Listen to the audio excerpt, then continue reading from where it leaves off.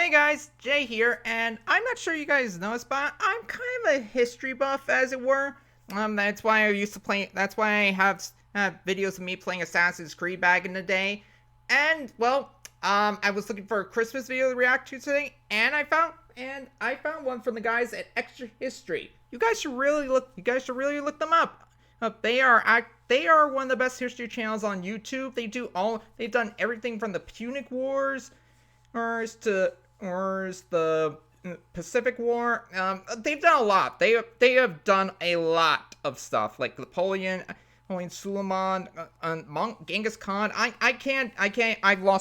lose track of how many cool stuff they've done, how many people or events or history they have tracked of. This is one of them. This one is about the real war on Christmas that happened 400 years ago in Massachusetts. It's thanks to the Puritans. Ugh. This ought to be fun. These days, you hear a lot about there being a war on Christmas, which is kind of weird, right? Yeah. Since every year it in is the US, weird. we are swamped with public light displays, parades, carols, nativity scenes, plus enough Christmas marketing campaigns to choke a reindeer. Heck, It gets to the point where it's kind of nauseating even in Hong sometimes. Kong, where Rob lives, where only 12% of the population is Christian, Christmas is absolutely everywhere. So if there is a war on Christmas, a simple happy holidays isn't exactly going to stem that tide, because the holiday is definitely winning. Yeah, you But what can't if I fight told you that Santa. a local American government actually banned Christmas entirely, where hanging a wreath, singing carols, or going on a Christmas Eve service would get you fined, and where you were required to go to work on Christmas Day? Oh my God, that should government be was the illegal. Massachusetts Bay Colony, which passed an act against observing Christmas or any other holiday in 1659. Wait, no holidays? Oh my God, that has to be a crime. That has to be a crime. Dear God, I would go crazy. And they weren't alone in doing so. Because in the 1640s, the Puritan-dominated Parliament in England and their fellow Calvinists in Scotland also banned Christmas, leading to riots, propaganda, and yes, contributing to a real, actual war. My God, it was that bad? Oh, this is gonna be I'm gonna enjoy this. Thanks so much to Factor for keeping us history-loving beans well-fed fast this busy holiday season. Thank you. Okay, Matt, you're probably saying, just why did the Puritans go to war against Christmas? Kinda sounds like a losing proposition, right? Not 400 years ago. I mean, Christmas is too likable, too charismatic, and most importantly, too profitable. Come to think of it, it kind of feels to me like the 1600s equivalent of going to war with Taylor Swift. Politicians take note, not a great plan. Yeah. Seen from their perspective, the Puritan case against Christmas made a decent amount of sense for them. To many 17th century Calvinists, like the English Puritans and the Scots Presbyterians, Christmas represented everything they wanted to eliminate from both worship and society at large. You see, their primary rejection of Christmas was theological. Puritans believed that the Bible was the literal word of God, and that any religious practice without scriptural basis was an illegitimate, worldly, and corrupt practice. To them, these unscriptural practices were twisting God's law, which were wrongly tolerated by the Church of England. This, of course, meant things like saints, popes, and transubstantiation, but also all holy days, or holidays, apart from the Sabbath. After all, no one celebrates Christmas or Easter in the Bible, so Puritans didn't either. According to They didn't exist when the Bible was written. See that? I kind of put a huge hole in that. one famous Puritan saying, there could be no holy days for a man who believed every day was holy. But okay, understandable. Christmas was set out for special condemnation by the Puritans, partially because it to them seemed particularly Catholic. After all, Christmas literally means Christ's Mass, and they considered every ritual associated with it, from Christmas Eve to Advent to Epiphany and the figure of Father Christmas, a version of Saint Nicholas, as sordid popish, aka Santa Claus, symbols. And that last one was bad, because Puritans hated Catholics, who had repressed the group both in England and on the continent, giving them a neurotic paranoia about anything that resembled the Roman Church. And that included the Church of England, which had kept many Catholic-style rituals. In fact, the pilgrims who'd left to found Plymouth were not so much seeking religious freedom as they were fleeing to find a colony where they were free to not tolerate other religions. So they were oppressed so much they decided to go someplace where they could where they were the majority and were able to turn that oppression right back around on them, on those who oppressed them. You guys see the problem in that, right? It's not just me, right? You guys see the problem in that.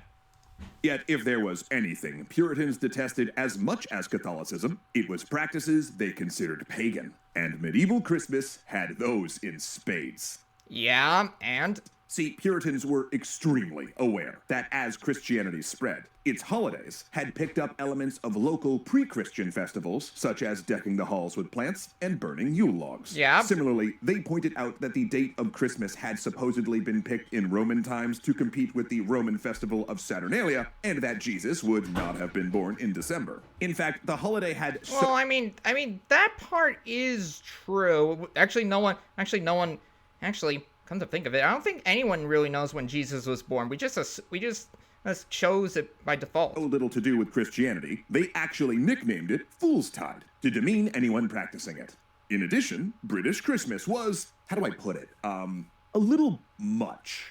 Back then, Christmas was loud. Christmas was celebrated in the streets, and everyone got really, really, really, really, really, really, really drunk. I mean, that doesn't, to be fair, I think that's kind of how we celebrate Christmas these days. It's been like that since Saturnalia.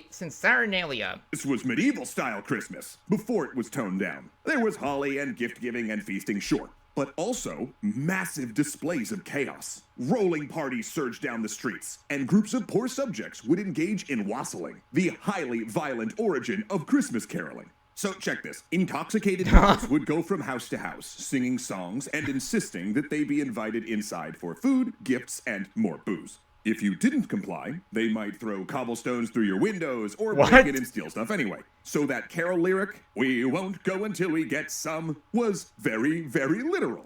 So they demand, they were either let in or they would torch the place.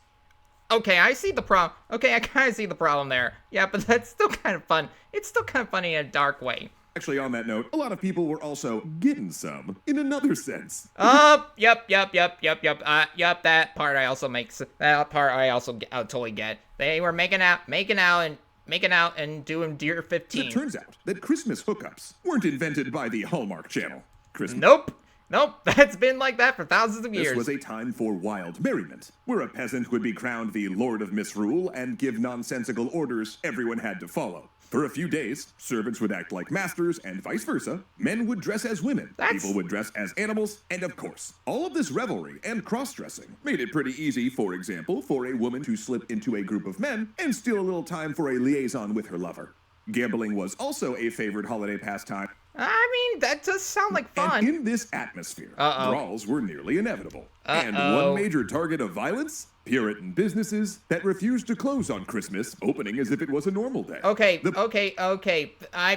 I may not like what they do, but you should at least respect their beliefs. Point is that between all of the chugging and slugging, yoinking and boinking, feasting and beasting, a lot of English elites, not just the Puritans, were thinking things had gotten out of hand. Especially since, remember, Christmas lasted 12 whole days. So that's where 12 days of Christmas comes from. Christmas Eve to Epiphany. So, in 1640, the Presbyterian Church in Scotland banned Christmas. Officially, this remained the case until 1956, and as a result, most of the holiday revelry moved to New Year's Eve, or Hogmanay, as the Scots call it. However, the English Puritans couldn't defeat Christmas so easily. In 1642, Puritan members of Parliament, leveraging a budget crisis to squeeze concessions out of King Charles I, managed to push through legislation that called for a day of prayer and fasting on the last Wednesday of the month. This didn't go well for a number of reasons. Firstly, standoffs like this would go increasingly bad, leading to a series of civil wars between Parliament, royalists supporting Charles, and the Scots. Second, it set the stage for a clash over Christmas. Christmas in 1643, rioters struck Puritan businesses that opened on the day, and in 1644, with Parliament in control of London and Christmas falling on the monthly fast day, Parliament announced that Christmas was cancelled. That's not going to go over well. Not only did they ban Christmas, but also Christmas Eve services, decorating with holly, wassailing, pies, plum pudding, or any outward symbol of the holiday. So basically, fun. People resisted the ban, quietly gathering to celebrate in homes or public houses, transforming the holiday into a more intimate affair between friends and family rather than the whole community. That But sounds that didn't nice. mean there still weren't occasional explosions of violence, the worst of which came on Christmas Day 1647 in Canterbury. There, the mayor went to the market square to force local shops to open and was met by an unruly crowd of 500 people determined to make the season merry and bright. They descended, sacking every shop that opened and pushing the mayor down in the gutter. Then, Oh. Okay, this is going up. after he got back up in his muddy, torn robes and ordered them all to disperse, they did something even worse, kicking off, quite literally, a highly destructive Christmas tradition. They played football. But What? not soccer as we know it. No. The old medieval football, which was essentially a riot with a ball involved, played on city streets. Oh. They flooded through Canterbury, Oh, dear. yelling, "Conquest!" and singing raucous carols while kicking, Oh, heading, and dear. throwing balls back and forth. They ripped up bushes and forcibly decorated houses, and of course got really, really drunk. And What make would out. come to be known as the Plum Pudding Riot actually marked a turning point in the English Civil Wars, because the trial of the rioters the next year turned into a political football. And though Oh, the defendants dear. were acquitted, the anger over the prosecutions again filled the streets. This time, the violence turned into a full-on uprising, part of a tide of pro-royalist insurrections in 1648 Oh, dear. that showed resistance to parliamentarian rule was nowhere near over. This The next is not- year, in fear of further royalist uprisings, King Charles lost his head. Oh, But dear. Christmas resistances continued, with pro-holiday pamphlets arguing for reviving the celebration and its place in Christianity. Christmas remained banned in England until 1660, when the Puritan-led Commonwealth fell, and Charles's son, Charles II, was invited to take the throne on behalf of the deposed Stuarts. Woo! And there are historians who argue that moves like the banning of Christmas did contribute to the fall of Puritan rule, because people like Because people like Christmas. They like having fun. their parties. Again, never fight Tay-Tay. Yet, in a way, the Puritans won as well. For English Christmas would never be as raucous as it was before the ban, and celebrations moved inside of the home. So everyone pretty much won. However, in colonial America, Christmas would remain illegal until 1681, but even after the act was repealed, celebrations were still generally private. Congress met on Christmas in 1802, and it wasn't until 1870 when President Grant made it a public holiday, officially declaring an end to the War on Christmas. It's over, y'all. And to celebrate this momentous moment in history, I've decided I'm not going to do dishes until the new year. And thanks to Factor, I can make that holiday dream a reality. So what now? Oh yeah, this is just a plug-in. This is just a Factor plug-in. is We my don't have to absolute listen to favorite. this. Oh, and straight up. And once dinner's done, check out our next Here's yummy another YouTube good one. video The here. great Eggnog The Riot. biggest I being remember thanks this from to last Ardhan year. Turk, Angelo Valenciana, Oh, Arclight let's watch Games, this one. Dominic Let's watch this Valenciana, one. U.S. Military Academy, West Point, New York, 1826. 'Twas the night before Christmas, about second watch, when cadets were preparing for a festive debauch. They stirred up some yolks, cream, and cinnamon roots, and produced hidden booze from footlockers and boots. They whipped at the mixture to thicken the nog, then tipped in 3 gallons of moonshine and grog. They Eggnog. toasted the season while keeping things quiet. And 11 toasts later, came the Great Eggnog Riot. What? Oh, I remember. I don't remember exactly how this happened, but I remember I love this. Thanks so much to Tab for a Cause for supporting great charities. Find out how you can help for free after the episode. Eggnog. Good A egg. beloved holiday beverage. Creamy and sweet. I need to Kinda get like some. a knit sweater in drink form, Essentially harmless. Unless you were drinking it in 19th century America, when it would get you totally trashed. Yeah, that's what happens when you put alcohol in it. I don't. Back then, eggnog incorporated all that was cheap and plentiful in the early American Republic. Eggs and milk from dairy farms, sugar from the Caribbean Triangle trade, and who could forget huge amounts of alcohol. Yep. George Washington went hard with his own recipe, calling for a pint of brandy, a half pint of rum, a half pint of rye whiskey, and a quarter pint of sherry. Wow. But with this Oh, I might have to try that one time. mixture, he led his guests in giving toast after toast after toast after toast, draining the glass each time. Yeah, turned out getting blitzed at the holidays was kind of an American custom, which I understand. So, yeah, that's is pretty why cool. in 1826, dozens of West Point cadets defied the orders of Superintendent Sylvanus Thayer and brewed up a batch of boozy eggnog on their own. Now, Thayer ran West Point on a strict disciplinary regime. Actually, he'd been brought in for that purpose, appointed in 1817 to reform the then failing institution. He introduced a regimented schedule, physical exercise, a new focus on engineering, a 4-year curriculum, and a series of demerits. Basically, anything you imagine when you hear the words West Point. And that makes sense. A strict code of conduct, which forbid cadets from purchasing, possessing, and drinking alcohol. Oh, that's not going to go over exceptions well. for holidays. Cadets could drink on the 4th of July and Christmas. But Independence Day 1825 had turned into a drunken embarrassment, with cadets performing a snake dance and carrying Major William Worth, the popular commandant of cadets, back to their barracks. An unacceptable loss of military bearing. Oh dear. So now, Thayer had banned alcohol totally. And for the Christmas of 1826, the eggnog would be served bone dry. Yet Thayer's still worried that someone, somewhere, was having a good time. That's why at his personal Christmas party on December 23rd, 1826, Thayer pulls Major Worth aside into a quiet corner to discuss rumors he's heard that cadets are smuggling in alcohol. And he even has a chief suspect, Cadet Jefferson Davis. Wait, Jefferson Davis? As in the guy who becomes the president of the Confederate States of America? That Jefferson Davis? Uh-oh. Yup, that Jefferson Davis. As in later president of the Confederacy, Jefferson Davis. Oh. Turns out Davis is the worst drunk at the school, notorious for sneaking out to taverns. In fact, he'd just gotten out of the hospital after an incident where he'd been stumbling back in the dark and fallen down a 60-foot ravine. Oh, shit. Davis was a bad influence. A rebel. Though not like that teacher's pet Robert E. Lee, of course. Wait, what? Lee? Who showed up at Thayer's office at 7 a.m. that morning to discuss trigonometry homework. Regardless, Thayer tells Worth that instructors staying in the barracks, Captain Hitchcock and Lieutenant Thornton, should definitely keep on the lookout. And boy, was he right to be concerned. Oh, yeah. For even as Thayer spoke, a batch of contraband eggnog was already brewing in the North Barracks. For weeks, cadets had been felching ingredients and food from the mess hall. And sure enough, Jefferson Davis was one of the instigators. The most intrepid of wit. Oh boy, here we go. Had ventured out to barter for alcohol at nearby taverns, but finding the prices too expensive for the sheer quantity they needed. 4 cadets had crossed the Hudson River, where prices were cheaper. They finally settled on 2 gallons of cheap, barely aged moonshine whiskey. Oh, But this is they not ran going to into end trouble well. on the way back, when they found a U.S. Army private guarding the West Point dock. So, whispering amongst themselves, they made a plan, scrapping together all of the money they had left for a bribe. 35 cents, which worked. Man, Zoe, corruption used to be so affordable. Frickin' inflation. So Damn back at the barracks, inflation. they poured the whiskey into the mix, along with a gallon of rum from another cadet. This was their act of resistance, a statement proving that Thayer couldn't take away their boozy, deeply unhealthy traditions. Oh yes, tomorrow they would toast and get toasted.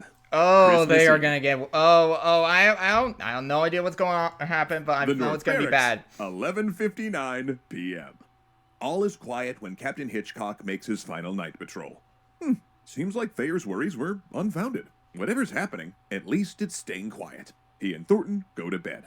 But in room 28, the holiday nog bar is open, baby! Cadets are stuffing in to get their drink, then spilling into the nearby room to toast. But the party has been going on for hours, and the mix is getting a little thin. That is until a Christmas miracle, when a cadet returns from a midnight run with another gallon of whiskey. Hey, wait, did I say miracle? I meant catastrophe, because this is where things start to go downhill. No. At 4 a.m. Christmas morning, Hitchcock awakes to such a clatter that he sprang from his bed to see what was the matter, which was, of course, 2 floors above him, a ton of singing, stomping, and shouting, just full-on revelry. He crashes the party and finds 6 cadets in a single room. And he's halfway through ordering them all back to their beds when he hears another commotion next door. And what Hitchcock finds in that room is both pathetic and hilarious. 3 cadets completely blitzed. 2 cower under a blanket, while another tries to, and I kid you not, hide his identity by putting a hat over his face, which works exactly as well as you'd What the hell? expect it would. Hitchcock berates them, ordering them back to their rooms. Wasted. But the mood among the cadets starts to turn here a little. They're not cowed, they're angry. I mean, how dare he try to stop their deep-seated and wholesome tradition of celebrating the Messiah's birth by getting utterly annihilated on cream drinks laced with cheap rot gut, huh? And just as things start heating up, Hitchcock hears another roar Oh, downstairs you gotta be and kidding heads me. for the stairwell. Upon his exit, a cadet then makes a drunken decree. Get your dirks and bayonets and pistols if you got 'em. Before the night's over, Hitchcock will be dead. What? Meanwhile, on the ground floor, Okay, this is Hitchcock going too bursts far. into room 5, and it's crammed with cadets, more than the upstairs party. They all go still and turn to him. Then, with just the most impeccable timing, the opposite door slams open, and Jefferson Davis staggers in completely shit-faced and shouts, "Put away the grog, boys! Captain Hitchcock is coming!" He then presumably adds a, "Oh." Hitchcock reads the cadets the riot act, legally informing them they must disperse. He then specifically orders Davis to go back to his room and stay there. Davis does, and passes out in bed, thereby missing the rest of the festivities as the building descends into chaos. Dozens of drunk, belligerent cadets seize weapons. Then, when Hitchcock comes across a locked room, he kicks down the door, only to find himself looking down the barrel of a pistol. Okay, this isn't the funny. powder jets in his face, but another cadet has slammed into the first cadet holding the gun, knocking off his aim. The bullet then explodes in the doorframe next to Hitchcock's head. Oh, shit. Lieutenant Thornton, now awake, was doing no better. He tried to gain control of one group, only to be menaced with a sword. And then when he turned down a stairwell, another cadet knocked him out cold with a piece of wood. Hitchcock ran to a cadet on guard duty and told him to get the Commandant, Major Worth. He was popular with the cadets and they might listen to him. Come on, guys. Only here's where things get knock really it off. twisted. Because some of the rioting cadets misheard what Hitchcock said and thought that he'd called for regular artillery soldiers that were stationed at West Point. The generally upper-class cadets hated those lowly rank-and-file soldiers, and now what, Hitchcock wanted them to come and shell the barracks or something? Just no, absolutely not. No. Oh, the no. broke out their weapons Oh, and started fortifying the building. They besieged Hitchcock in his room, throwing stones and pieces of wood at his windows. And they broke everything. They tore banisters off the stairs, shattered windows, and smashed all of the cookery. By the time Major Worth arrived just before 6 a.m., the eggnog was beginning to wear off. And when he called for morning formation, the mutineers actually staggered out, sheepish and ill, making a ragged line under the cruel Christmas dawn. 90 cadets, 1/3 of the student body, took part in the Eggnog Riot. But since expelling 1/3 of the school would have been a major embarrassment, they decided to only court-martial the 20 worst offenders. Since he'd gone to bed, Jefferson Davis escaped charges and was instead confined to barracks for 6 weeks, meaning that despite helping instigate the party, he largely dodged consequences. And Robert E. Lee, who had not participated, testified on behalf of the accused cadets, using his reputation as an honorable gentleman to launder his comrades' actions. This would, to put it lightly, become a reoccurring theme in both of their lives. Ultimately, 9 cadets were permanently expelled. Their careers ruined so badly that 2 of them later became Confederate generals and won the Texas Secretary of State. Though another disgraced candidate spent most of his life entangled with the legal system, eventually serving 8 years as a justice on the Supreme Court. Zoe, for a second I was worried someone was going to learn something and there was going to be accountability, but thank you so much for keeping the status quo. USA! USA! Hold on. This is strong. Actually, though, perhaps one thing was learned. Because these days, things happen a little bit different at West Point, as they send their cadets home for the holidays. Okay, that actually makes sense. If they happen to, say, get drunk and smash all the dishes, you know what? At least it's at their own family's house. Wow, Rob, that was a phenomenal story. Thank you for penning the script. David, thank you so much for illustrating this episode. Yeah, also, man. Thank you so much to Mac, our audio editor, and the boys over at Devon House Creative who put together the edit. And you know, actually, this brings me to a larger point. I've been drinking eggnog the entire time I've been reading this script, and it has gotten me a little emotional. It is the holidays after all, and I'm the showrunner, and I can do what I want. So, I would like to propose a toast. I would like to cheers to everyone who works with us at Extra Credits. You are all wonderful beings, and these shows are ultimately amazing because of you all. I would also like to thank all of the viewers who have been watching with us either this year or over the years. Your support and I don't know, the kind words and just being overall wonderful beings means the absolute world to me, and I know it means the absolute world to the Extra Credits crew. So please raise a glass of nog, alcoholic or not, in the air and toast to a happy, wonderful, and joyous holiday season to you all. I wish you all the best. Cheers. Kampai! And actually, in the spirit of said holidays, I kind of wanted to ask for your help with something. As you probably gathered by now, Yeah. Unfortunately, this was from like last year, so that's not gonna happen. All right, that was actually kind of fun. Until next time, though, I'm Jay signing out. I will see you guys on Monday on Christmas Day as we aim for our finale for these 25 days of Christmas. It's been fun. See ya.